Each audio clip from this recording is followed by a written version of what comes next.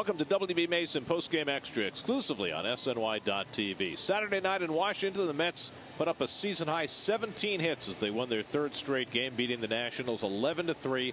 A 2-run second, a 6-run third. The Mets were off to the races tonight. We had some athletic guys that we might, we need to create some runs. And, the power really wasn't there for the most part.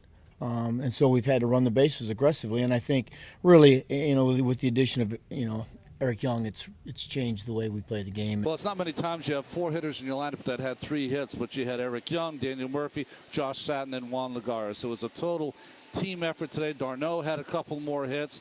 The offense was as good as it was on Sunday. We're going to play the game. All the outs that's in the game, we want to make sure we give our best effort. Like I said, this is a very humbling game, and you don't want to take anything for granted. You want to make sure you leave it all out on the field. The downside for the Mets in their big third inning, Ike Davis, while hitting a sacrifice fly that put the Mets up 4-0, strained his right oblique. We may not see Ike again this year. It's going to be, I would be surprised at how much we see him again. I'm sure he's got to go on the DL, which is going to be 2 weeks. And, what we've seen from Justin and due to anybody else who's had him, not only this year, it's a 3 weeks before you're even back on doing baseball stuff, and that's only 1 week left, so I would doubt we see him.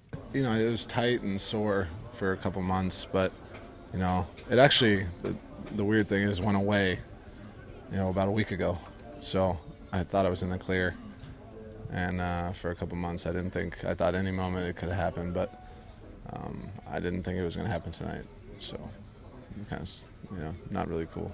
And he really clutched his side, so that's going to be probably a 30-day injury, so really tough. But through it all, Zach Wheeler was strong again. He's 5-0 on the road, 7-3 now is his record, and it was a great job by him. He didn't have his best stuff, but he got a win anyway.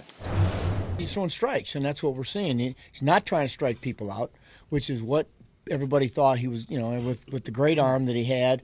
People were looking for that, and I think when he got up here, he thought he had to do that. And then I think while he was here, he said, "Hey, look, I don't have to. I can get outs if I pitch the contact and stay in games longer." Fastball command was on for the most part. I missed a little bit there in the 6th when I got in some trouble. But all those soft hits that they got in the 6th, I guess it was sort of a makeup for all the hard hit balls right to guys the whole rest of the game, so I guess it sort of equals out.